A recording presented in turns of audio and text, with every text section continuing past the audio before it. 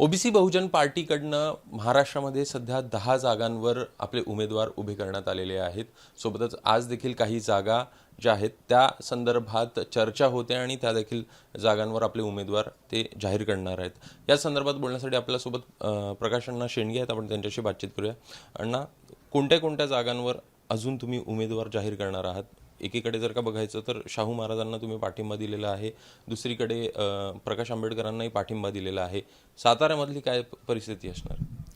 नाही, कसं आहे की साताऱ्यामध्ये आमचे जवळपास 3-4 अतिशय स्ट्रॉंग असे उमेदवार जे आहेत ते इच्छुक आहेत त्या ठिकाणी. आणि त्या ठिकाणी आज आमची कार्यकारिणी आहे, त्याच्यामध्ये आम्ही साताऱ्याचा उमेदवार जो आहे तो आज आमचा आम्ही जाहीर करणार आहे. फार स्ट्रॉंग उमेदवार जो आहे तो, आणि जिंकण्याचा ओबीसीची फार मोठी संख्या 70% ओबीसी साताऱ्यामध्ये आहे त्या ठिकाणी.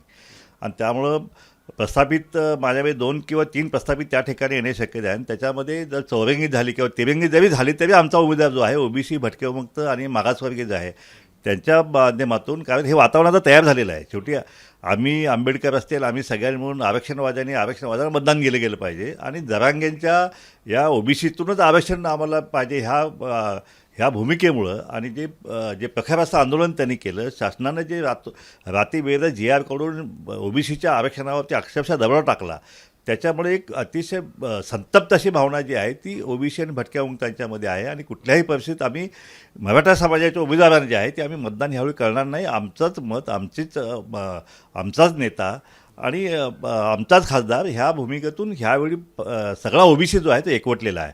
आणि ह्या भावनेतून बघायला गेलं तर ओबीसीची लोकसंख्या इतकी प्रचंड आहे. आमची मतपेटी भरलेली आहे, धनपेटी खाली आहे, पण मतपेटीतून नक्कीच या ठिकाणी तो जी उद्विग्नता आहे, तो उद्वेग जो आहे तो बाहेर पडल्याशिवाय राहणार नाही. आमचे उमेदवार जे आहे ते ताकदीनं सगळे उमेदवार आम्ही लढवणार आहोत. आणि नक्कीच आमचे सगळे उमेदवार जे आहेत ते विजयी होणार आहेत. मी स्वतः सांगलीला लढत आहे.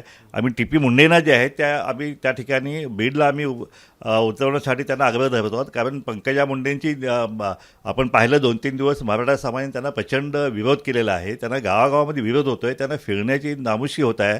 मग अशावेळी जर त्या लेवलचा तो सगळा विरोध मोडून जर त्या ठिकाणी बीडमध्ये निवडणूक करायची असेल तर त्या ठिकाणी आता पंकजा किंवा त्यांचा तर त्यांना ही जमीन असं वाटत नाही. आणि त्यामुळं एक प्राध्यापक TP मुंडेसारखा एक आक्रमक नेता जो आहे तो त्या ठिकाणी दिला तरच ती निवडणूक जी आहे ती निवडणूक त्या ठिकाणी ओबीसीच्या बाजूनं त्या ठिकाणी निकाल लागू शकेल.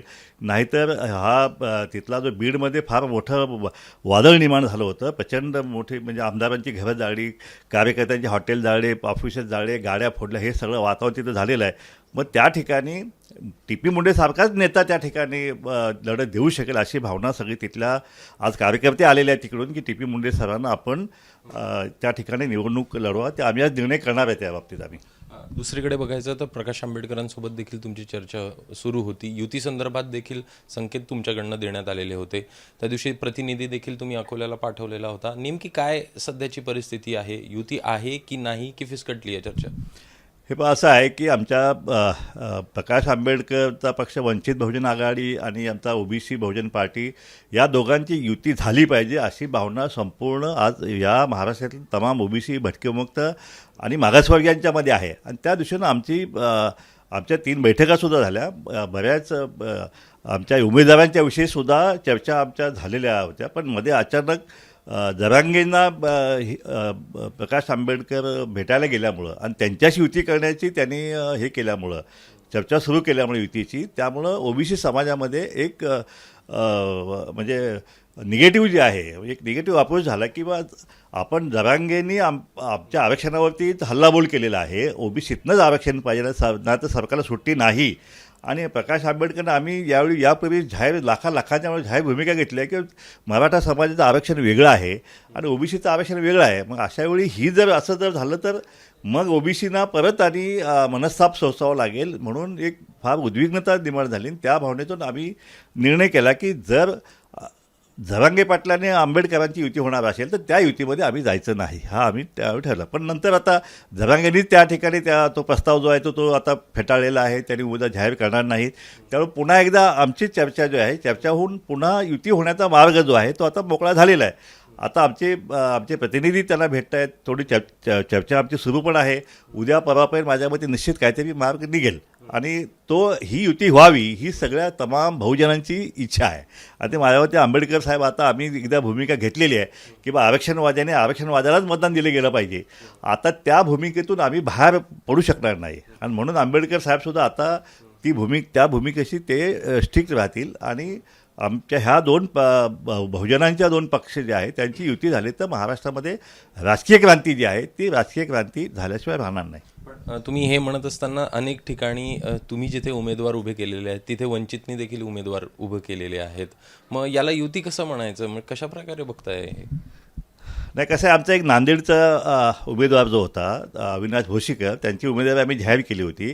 पण त्यानंतर भोशीकरांना आंबेडकरांनी संपर्क साधून तो आमच्या पक्षाकडे उभा राहा अशा प्रकारे त्यांना विनंती केली.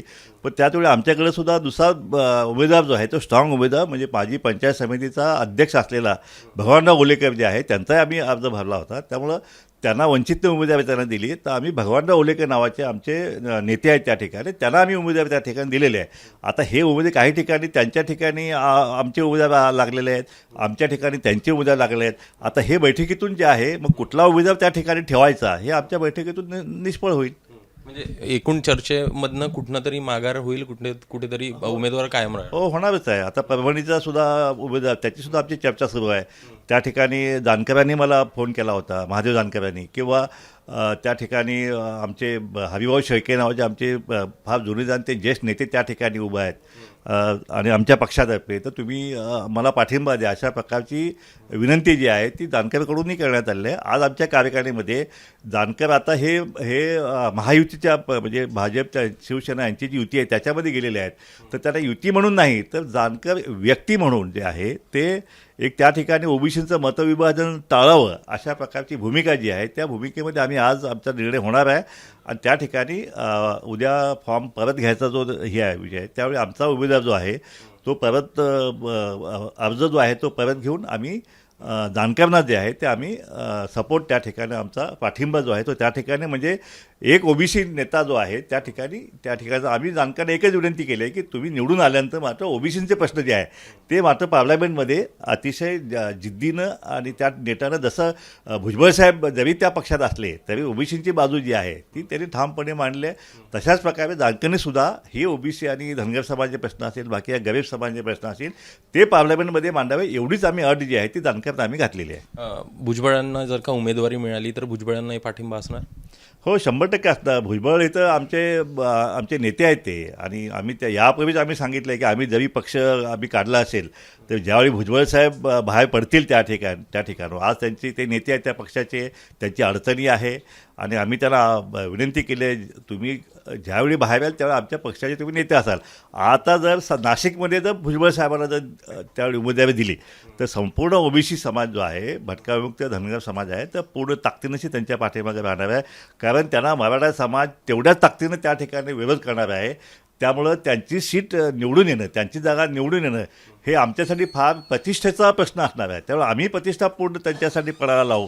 आम्ही पक्ष बघणार नाही, काय नाही, फक्त छगन भुजबळ साहेब एकटे छगन भुजबळ आणि त्यांना निवडून आणण्यासाठी आम्ही प्रयत्नाची पराकाष्ठा बाकी सगळं बाजूला ठेवून पक्ष मतभेद सगळं बाजूला त्यांना निवडून आणण्यासाठी आम्ही प्रयत्नाची पराकाष्ठा आम्ही करणार आणि ते 100% भुजबळ साहेब तिथून निवडून आल्याशिवाय राहणार नाहीत. आज कोणत्या कोणत्या जागांवर तुम्ही उमेदवार निश्चित केलेले आहेत आणि कोणत्या जे लोकसभा मतदारसंघ आहेत तिथनं उमेदवार उभे करणार? त्या ठिकाणी नगरची जागा जी आहे ती आज आमच्या कार्यकारिणीत नक्की होईल. साताऱ्याची जागा नक्की होईल. त्याचप्रमाणे जालना जागा जी आहे ती जागा जी आहे, हातकणंगलेची जागा जी आहे ती पण जागा जी आहे त्या जागेवरती सुद्धा आज आमचं नक्की होलं. आज महाविकास आघाडी महाराष्ट्र महाविकास आघाडीचे नेते अण्णाराव पाटील हे आज आमची त्यांची चर्चा आहे. ते सुद्धा आमच्या पक्षाशी युती करून युतीमध्ये काही जागा आम्ही देण्याच्या प्रयत्नात आम्ही आहोत. कारण हे जे आरक्षणवादी जे पक्ष जे आहेत त्या सगळ्या पक्षाने एकत्रितपणे येऊन जर ही निवडणूक जर केली तर या निवडणुकीमध्ये फार मोठी जी आहे बहुजनांचा फार मोठा विजय जो आहे तो होण्याची शक्यता निर्माण झाली आहे. जसं आंबेडकर साहेबांच्या आम्ही युती करण्याच्या प्रयत्नात आहोत तसं हे युती करण्याच्या प्रयत्नात आहेत आणि आमची युती ह्या सगळ्या पक्षांना सोबत घेऊन आम्ही ही निवडणूक जी आहे ती आम्ही मोठ्या ताकदीनं आम्ही लढणार आहोत. दुसरीकडे बघायचं तर MIM सोबत देखील तुमची चर्चा होत आहे असं कळतं आहे. नेमकी काय भावना आहे? कारण की दुसरीकडे बघायचं तर वंचितकडनं असं सांगण्यात येत आहे MIM सोबत आम्ही युती करणार नाही. जर का तुमची युती झाली तर कुठंतरी चर्चा जी आहे ती कुठंतरी थांबेल. नाही, इम्तियाज जलील जे आहेत त्यांचा आमचे नेते TP मुंडे सर जे आहेत त्यांच्याशी चर्चा त्यांची सुरू आहे. त्यांनी काही 6-7 जागेवरती त्यांनी जागा हे केलेल्या आहेत. आज आमच्या कार्यक्रमात तो पण विषय आहे किंवा MI कडून प्रस्ताव आलेला आहे. पण त्यानंतर मायावतीचा पक्ष जो आहे त्यांच्याकडूनही काही जागांच्या विषयी त्यांच्याकडूनही आमच्याकडे विचारणा झालेली आहे युती करण्याविषयी. ह्या सगळ्या प्रश्नावरती ज्या आजच्या आमच्या कार्यकारिणीमध्ये आज आम्ही निर्णय करून आजच्या पत्रकार परिषदेमध्ये आम्ही आमची उमेदवारी जाहीर करून आमची भूमिका जी आहे ती सुद्धा आम्ही जाहीर करू. तर एकूण जी युतीची चर्चा आहे ती सध्याला आपल्याला होताना पाहायला मिळत आहे. कुठेतरी तिसरी आघाडी निर्माण होते का असे प्रश्न देखील निर्माण झालेले होते आणि तसे संकेत जे आहेत ते सध्याला आपल्याला प्रकाश अण्णा शेंडगे देताना दिसत आहेत. ABP माझा, उघडा डोळे बघा नीट.